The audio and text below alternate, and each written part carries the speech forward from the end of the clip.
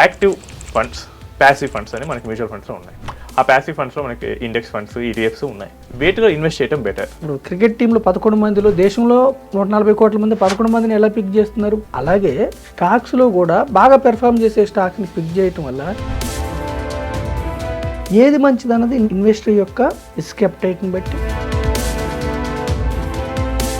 Sir, Contra funds అంటే ఏంటి? వీటిని అసలు ఎలా పోర్ట్ఫోలియోలో యాడ్ చేసుకోవాలి? యాడ్ చేసుకుంటే ఎంత పర్సెంటేజ్ వరకు ఉంచుకోవచ్చు? కొన్ని స్టాక్స్ ఏమవుతాయంటే ఒక 5 years కాంపిటీషన్ వల్ల కావచ్చు, పెరిగిపోవటం వల్ల కావచ్చు, ఒక 5 years అలాగే ఉంటాయి. కానీ లాంగ్ పీరియడ్లో ఒకసారి వాడికి ఎప్పుడైతే మూమెంట్ వస్తుందో,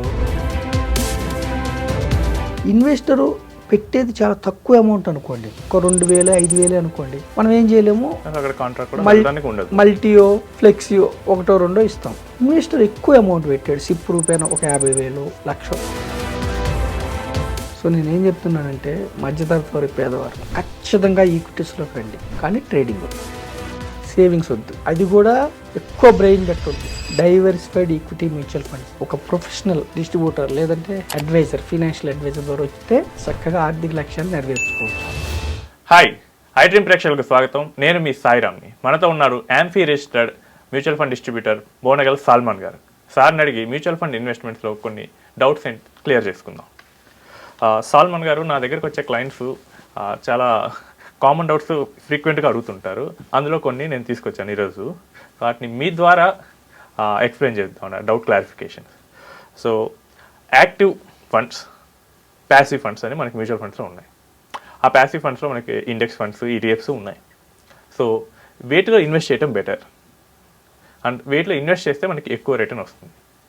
సో వీళ్ళందరూ ఏం చేస్తారంటే మనకి యూట్యూబ్లో ఇండెక్స్ ఫండ్స్లో పెట్టమంటున్నారు కదా, సో అందులో పెడితే ఎక్కువ వస్తుందా, లేకపోతే ఒక యాక్టివ్ గ్రోత్ ఫండ్లో పెడితే వస్తుందా అని అడుగుతున్నారు. సో దాన్ని మీ ద్వారా క్లారిఫికేషన్. సాయి గారు మంచి క్వశ్చన్ అడిగారండి. ఇప్పుడు చూడండి, active funds versus passive funds అంటే నా ఉద్దేశం కామన్ మ్యాన్కి అర్థం కావాలి కాబట్టి మళ్ళీ ఒకసారి నేను డెఫినేషన్ చెప్తాను. ప్యాసివ్ ఫండ్స్ అంటే ఇక్కడ ఫండ్ మేనేజర్ రోల్ ఏమి ఉండదు. ఇప్పుడు సెన్సెక్స్ ఉంది, సెన్సెక్స్లో ప్రతి కంపెనీకి ఒక వెయిటేజ్ ఉంటుంది. యాజ్ ఇట్ ఈజ్గా పెడితే దాన్ని సెన్సెక్స్ ఫండ్ అంటారు. నిఫ్టీ ఫండ్, నిఫ్టీలో ప్రతి కంపెనీకి ఒక వెయిటేజ్ ఉంటుంది. అంటే 5% ఈ కంపెనీలో చేయాలి, 4% ఈ కంపెనీ, యాజ్ ఇట్ ఈజ్. అంటే ఫండ్ మేనేజర్ రోల్ ఏమి ఉండదు.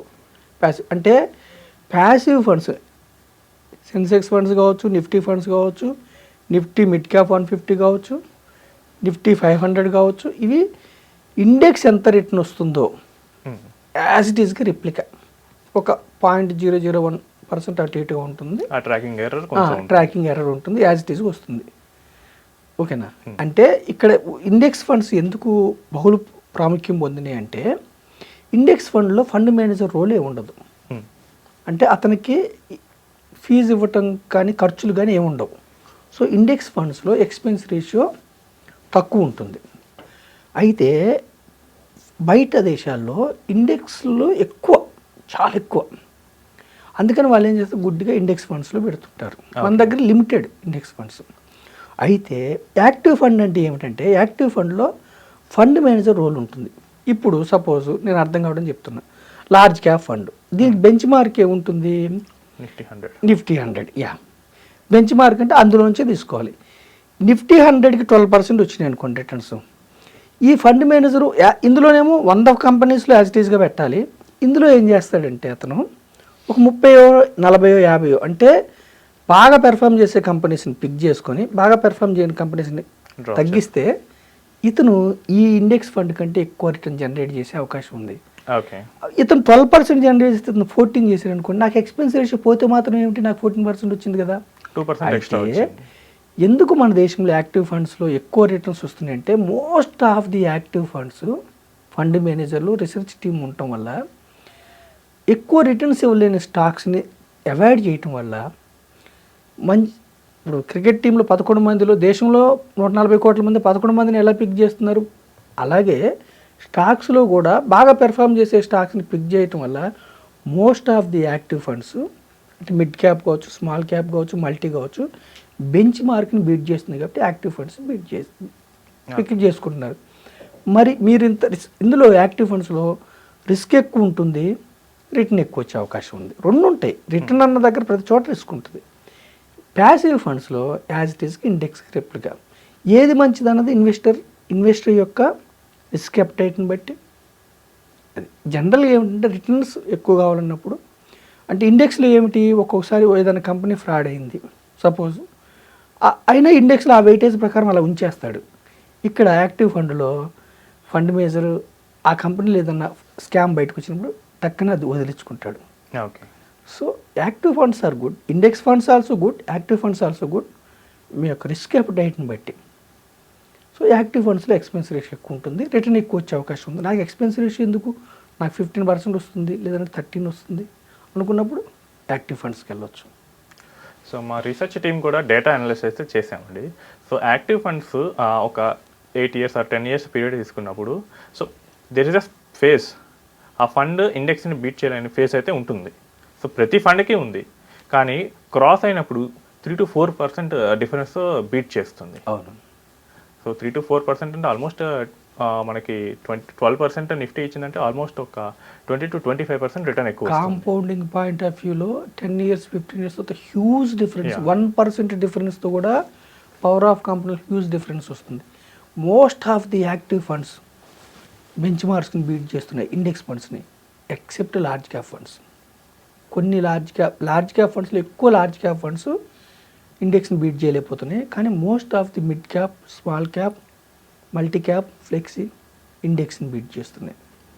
అయినా ఏదైనా ఇన్వెస్టర్ యొక్క రిస్క్ అప్టైట్ని బట్టి మనం సజెస్ట్ చేస్తాం, మనం డిస్ట్రిబ్యూట్ చేస్తాం. సార్ కాంట్రా ఫండ్స్ అంటే ఏంటి, వీటిని అసలు ఎలా పోర్ట్ఫోలియోలో యాడ్ చేసుకోవాలి, యాడ్ చేసుకుంటే ఎంత పర్సంటేజ్ వరకు ఉంచుకోవచ్చు? ఇప్పుడు చూడండి మనం సాయి గారు, మనం పోర్ట్ఫోలియో డిజైన్ చేసినప్పుడు ఫస్ట్ థింగ్ రిస్క్, గోల్స్ బట్టి చేస్తాం. ఈ క్రమంలో కాంట్రా ఫండ్స్ అంటే డిఫరెంట్ స్ట్రాటజీ, కాంట్రాడియన్ స్ట్రాటజీ. ఏమిటి, కొన్ని స్టాక్స్ యాక్చువల్గా ఫండమెంటల్గా స్ట్రాంగ్ ఉంటాయి. ఇందాక మనం మాట్లాడుకున్నాం, మీరు చెప్పారు మైక్రోసాఫ్ట్ అనో లేదా రిలయన్స్ అనో, ఇవి కొన్ని స్టాక్స్ ఏమవుతాయంటే ఒక 5 years, ఒక 7 years కూడా కాంపిటీషన్ వల్ల కావచ్చు, లేదంటే చాలా ఎక్కువ పెరిగిపోవటం వల్ల కావచ్చు, ఒక 5 years అలాగే ఉంటాయి. కానీ లాంగ్ పీరియడ్లో ఒకసారి వాడికి ఎప్పుడైతే మూమెంట్ వస్తుందో పెరుగుతూ ఉంటాయి. అంటే ఫండమెంటల్గా స్ట్రాంగ్ ఉంటాయి, లాభాలు బాగుంటాయి, అన్నీ బాగుంటాయి, మేనేజ్మెంట్ బాగుంటుంది. కొన్ని కారణాల వల్ల తక్కువలో ట్రేడ్ అవుతూ ఉంటాయి, వాటిని కాంట్రా ఫండ్స్ అంటారు. అయితే దాంట్లో ఇన్వెస్టరు పెట్టేది చాలా తక్కువ అమౌంట్ అనుకోండి, ఒక 2,000 5,000 అనుకోండి, మనం ఏం చేయలేము, మల్టీయో ఫ్లెక్సియో 1 or 2 ఇస్తాం. ఇన్వెస్టర్ ఎక్కువ అమౌంట్ పెట్టాడు, సిప్ రూపాయన ఒక 50,000 లక్ష, లేదు లంసమ్ రూపాయన ఒక 50 లక్షలు, ₹1,00,00,000 పెట్టాడు అనుకోండి.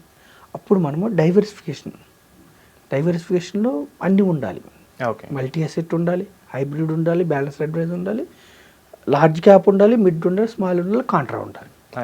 సో మనం ఏం చేస్తాం, ఒక 7-8 రకాలు, 6 నుంచి 8 పోర్ట్ఫోలియో డిజైన్లో contra is good, contrarian strategy is good. కానీ అతను ఇన్వెస్ట్ చేసే అమౌంట్ని బట్టి, అతను ఉండే టైం పీరియడ్ని బట్టి మనం డిస్ట్రిబ్యూట్ చేయవచ్చు, సలహా ఇవ్వచ్చు. సో సార్, పోర్ట్ఫోలియో డైవర్సిఫికేషన్ కోసం మనము గ్లోబల్ ఈక్విటీస్ని యాడ్ చేయాలనుకుంటే, సో వాటిని ఎలా యాడ్ చేయాలి? సో నేను పోయి యూఎస్లో స్టాక్స్ కొనాలంటే అక్కడ పోయి డిమాట్ అకౌంట్ ఓపెన్ చేయాలా, లేకపోతే దానికి ఏమైనా ఈజీ వే ఉందా? సో మన పోర్ట్ఫోలియోలో బెటర్ డైవర్సిఫికేషన్ కోసం గ్లోబల్ ఫండ్స్ని ఎలా తీసుకోవాలంటారు?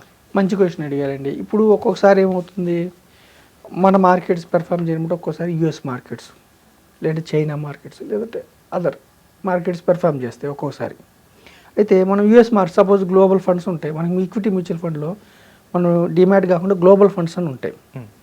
చక్కగా మనం గ్లోబల్ ఫండ్స్, నాస్డాక్ ఫండ్స్ ఎన్నుకున్నాం అనుకోండి, మన యొక్క డబ్బు ప్రపంచంలో టాప్ మోస్ట్ కంపెనీస్, మైక్రోసాఫ్ట్ కావచ్చు, టెస్లా కావచ్చు, అమెజాన్ కావచ్చు, టాప్ మోస్ట్ కంపెనీస్లో మన డబ్బు ఎక్స్పోజర్ వెళ్తుంది. అంటే గ్లోబల్ ఫండ్స్, ఈక్విటీ, మన మ్యూచువల్ ఫండ్స్ మనం అనుకున్నాం ఫస్టే, ఒక రోజు నుంచి తరాల వరకు కూడా మనకి ఇన్వెస్ట్మెంట్ ఆప్షన్స్ ఉన్నాయి. అలాగే మన దేశంలో ఇన్వెస్ట్ చేయొచ్చు, ప్రపంచ దేశాల్లో ఇన్వెస్ట్ గ్లోబల్ ఫండ్స్ ద్వారా. ఓకే. సో గ్లోబల్ ఫండ్స్లో కూడా మీరు ఇన్వెస్ట్ చేయడం మంచిదే. Diversification point of view global ఫండ్స్లో కూడా ఇన్వెస్ట్ చేయడం మంచిదే. American markets also giving good. కాకపోతే మనది ఎమర్జింగ్ మార్కెట్, వాళ్ళు ఆల్రెడీ డెవలప్డ్ మార్కెట్. ఎప్పుడు కూడా ఎమర్జింగ్ మార్కెట్స్ని పట్టుకున్న వాళ్ళకే సంపద సృష్టించబడుతుంది. సో అందుకే ఎఫ్ఐఐలు ఏం చేస్తున్నారు, ఇండియాకి వచ్చి ఇన్వెస్ట్ చేస్తారు. మనమేమో గోల్డ్ కొనుక్కుంటున్నాము, వాళ్ళేమో మన మార్కెట్స్ ఇన్వెస్ట్ చేసి రిటర్న్స్ రాగానే ప్రాఫిట్ బుక్ చేసుకుని వెళ్ళిపోతున్నారు, మళ్ళీ కరెక్షన్ కాగానే మళ్ళీ ఎంటర్ అవుతున్నారు. సో నేనేం చెప్తున్నానంటే మధ్యతరగతి వారి పేదవారు ఖచ్చితంగా ఈక్విటీస్లోకి రండి, కానీ ట్రేడింగ్ వద్దు, ఓకే, సేవింగ్స్ వద్దు. షార్ట్ పీరియడా ఎఫ్డీ చేసుకోండి, సేవింగ్స్ వద్దు, ఈక్విటీస్లోకి రండి. అది కూడా ఎక్కువ బ్రెయిన్ పెట్టొద్దు. డైవర్సిఫైడ్ ఈక్విటీ మ్యూచువల్ ఫండ్స్ ఒక ప్రొఫెషనల్ డిస్ట్రిబ్యూటర్ లేదంటే అడ్వైజర్, ఫైనాన్షియల్ అడ్వైజర్ ద్వారా వస్తే మీ యొక్క ఆర్థిక లక్ష్యాలు మీరు చక్కగా ఆర్థిక లక్ష్యాలు నెరవేర్చుకోవచ్చు. సార్ గోల్డ్ అన్నారు కదా, సో ఒక ఇన్వెస్టర్ గోల్డ్లో ఎంతవరకు ఇన్వెస్ట్ చేయొచ్చు అంటారు, ఏదర్ ఫిజికల్ ఫామ్లో కానీ ఫినాన్షియల్ ఫామ్లో కానీ? యాక్చువల్గా అండి గోల్డ్ అనేది మనకి ఫిజికల్ ఫామ్ అంటే ఎమోషనల్. భార్య, మన అమ్మగారు కానీ భార్య కానీ ఆడపిల్లలు, మనకి పిల్లలు ఉంటే ఒక ఫంక్షన్కి వాళ్ళు ధరించే ఫిజికల్ దానికి మించిన ఆనందం మనకు భూమి మీద ఉండదు. మనం వాళ్ళ అవసరాలు బట్టి మనం ఇవ్వచ్చు. అయితే ఇన్వెస్ట్మెంట్ పాయింట్ ఆఫ్ వ్యూలో కూడా మీరు గోల్డ్ చేసుకోవచ్చు. గోల్డ్ ఎప్పుడు కూడా హిస్టారికల్ ఏదో కొన్ని సందర్భాల్లో నెగిటివ్ రిటర్న్స్ వచ్చినాయి. గోల్డ్ ఎప్పుడు కూడా ప్రపంచంలో అనిశ్చితులు ఉంటే, ప్రపంచ దేశాల్లో మార్కెట్స్లో అనిశ్చితి ఉంటే, రెసిషన్ వచ్చిన మార్కెట్స్లో జియోపొలిటికల్ ఇష్యూస్ వల్ల కావచ్చు, వార్స్ వల్ల కావచ్చు, ఈక్విటీ మార్కెట్స్ పెర్ఫామ్ చేయనప్పుడు గోల్డ్స్ బ్రహ్మాండంగా పెర్ఫామ్ చేస్తాయి. ఇప్పుడు గత 1 year నుంచి జరుగుతుంది అదే. గోల్డ్ ఎప్పుడు కూడా ఇన్వెస్ట్మెంట్ పాయింట్ ఆఫ్ వ్యూలో ఎఫ్డీకి ఈక్విటీస్కి మధ్యలో గోల్డ్ ఉంటుంది. ఓకే, ఈక్విటీస్ కంటే కొంచెం తక్కువ రేట్ని ఇస్తుంది. ఈక్విటీస్ అంత డౌన్ కాదు, ఎప్పుడన్నా పెరగనప్పుడు ఒక 5% to 8% వరకు నెగిటివ్ రేట్ని వెళ్తుంది, పెరిగినప్పుడు చక్కగా పెరుగుతుంది. ఓకే, అయితే కొంచెం ఇన్వెస్ట్మెంట్ ఎక్కువ చేసేవాళ్ళు ప్యూర్గా ఈక్విటీస్ మీద ఆధారపడితే మార్కెట్స్ డౌన్ అయినప్పుడు మీరు ఎడ్జింగ్, ఇన్ఫ్లేషన్ ఎడ్జింగ్ కాదు కాబట్టి ఇన్ఫ్లేషన్ ఎడ్జింగ్ కోసం గోల్డ్ కూడా పెట్టుకోవాలి మీరు ఇన్వెస్ట్మెంట్ పాయింట్ ఆఫ్ వ్యూలో. ఫిజికల్ గోల్డ్ ఫ్యామిలీ అవసరాల కోసం ఫిజికల్ గోల్డ్ పెట్టుకోండి. ఇన్వెస్ట్మెంట్ పాయింట్ ఆఫ్ వ్యూలో డిజిటల్ గోల్డ్ పెట్టుకోండి. ఒక 9% నుంచి 11% మధ్యలో హిస్టారికల్ రిటర్న్స్ చూసుకుంటే యావరేజ్గా గోల్డ్ రిటర్న్స్ వస్తున్నాయి. Gold is good investment. Equity అంత బెస్ట్ ఇన్వెస్ట్మెంట్ కాదు, ఎఫ్డి అంత తక్కువ ఇన్వెస్ట్మెంట్ కాదు. ఓకే సార్, మీకు మ్యూచువల్ ఫండ్స్ ఇన్వెస్ట్ చేసేటప్పుడు మనం ఫాలో అవ్వాల్సిన మెట్రిక్స్ ఏంటి? మంచి క్వశ్చన్ అడిగారండి. ఇక్కడ కూడా ఏమిటంటే ఫాలో అవ్వాల్సింది ఏమిటంటే first investor needs. Okay, risk మనం ఒక్క రిటర్నే చూస్తే రిటర్న్ ఎంత వస్తుందంటే రిస్క్ అంత డౌన్ అవుద్దని చూసుకోవాలి. ఓకే, నేను 15% రిటర్న్ కోసం చూస్తాను, 15% మైనస్ అయిద్దని కూడా నేను ఊహించుకోవాలి. తర్వాత షార్ట్ పీరియడ్ కోసం ఈక్విటీస్ వద్దు, ఓకే, అవాయిడ్ చేయండి షార్ట్ పీరియడ్ కోసం. ఫస్ట్ థింగ్ ఏమిటంటే మన సాయి గారు రిటర్న్స్ చేంజ్ చేయటం మానుకోవాలి. ఓకే, కన్సిస్టెన్సీ చూడాలి. కన్సిస్టెన్సీ అంటే 1 yearలో చూసినా టాప్ 10లో ఉండాలి, 3 yearsలో చూసినా ఉండాలి, 5 yearsలో చూసినా అంటే దీన్ని క్వార్టర్లీ మెథడ్ అంటారు. ఇప్పుడు 44 కంపెనీస్ ఉన్నాయి అనుకోండి, సపోజ్ 44 లార్జ్ క్యాప్ ఫండ్స్ ఉన్నాయి అనుకోండి సపోజ్. ఎలా చూజ్ చేసుకోవాలంటే టాప్ 1, 2 అని కాదు, 1 year రిటర్న్స్ చూసినా టాప్ క్వార్టర్లో ఉండాలి. క్వార్టర్ అంటే ఇప్పుడు ఫస్ట్ 10ని ఒక క్వార్టర్ అంటారు, సెకండ్ 10ని second quarter, third quarter, 4. 1 year చూసినా ఇలా ఉండాలి, 3 years చూసినా ఉండాలి, 5 years చూసినా ఉండాలి. అంటే కన్సిస్టెన్సీ ఇంపార్టెంట్.